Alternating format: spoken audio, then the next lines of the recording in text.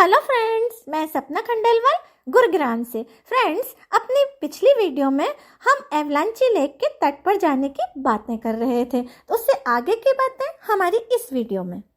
उस पुल से नीचे उतरकर लाल मिट्टी के ऊंचे नीचे छोटे छोटे टीलों पर से उतरते चढ़ते आखिर हम अब चल दिए थे एवलांची के पास। दूर दूर तक फैले वो लाल माटी के बड़े बड़े मैदान, तो कहीं कहीं दिखते हरी घास की चादर ओढ़े मैदान, ऊंचे ऊंचे वृक्ष, नीलगिरी की वो लुभावनी नीली पहाड़ियां, नीले गगन में सुंदर सुंदर रूप बदलते वो मेघ। जैसे ही अब हम एवलांची झील के समीप पहुंचे ना, खुशियों के तराने मानो स्वतः ही फूटने लगे हमारे मन से। हमारे सामने थी अपने मनमोहक अंदाज से अपना परिचय सा कराती वो एवलांची झील। वहाँ कितना शुभ्र श्वेत स्निग्ध स्वच्छ जल रूपी आंचल लहरा रहा था इस झील का। किसी पारदर्शी दर्पण सा चमकता हुआ वो पावन जल मानो मंत्रमुग्ध ही किए जा रहा था हमें। कोई अदित्य सुंदरी नव यौवना मानो अपने संपूर्ण श्रृंगार से सुसज्जित हो संपूर्ण वातावरण को ही मोहित किए जा रही थी। इसके आसपास वो विशेष मौसम में खिलने वाले सुमनों का संसार अगर यहाँ और सजा होता तो पता नहीं कितना अनूठा दृश्य होता यहाँ का।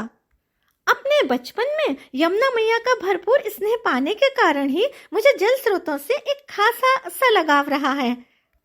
हमारे घर की गली के मोड़ पर ही सिंधु सुता महालक्ष्मी जी का एक छोटा सा मंदिर हुआ करता था। जब भी हम कहीं जाते जाते तो माँ लक्ष्मी जी को सिर झुकाकर प्रणाम करना कभी न भूलते थे।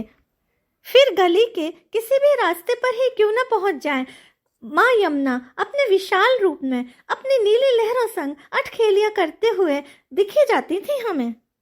तब भी मैं अपनी माँ से कहकर खाली वक्त में यमुना मैया के तट पर चली जाती और निहारा करती उनकी उन लहरों को, पर अकेले कभी भी यमुना जल में उतरते न थे हम।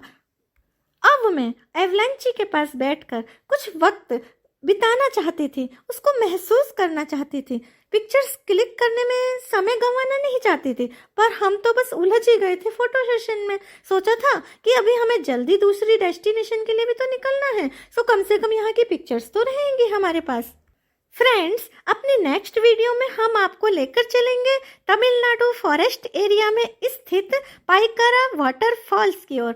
Okay friends, thank you.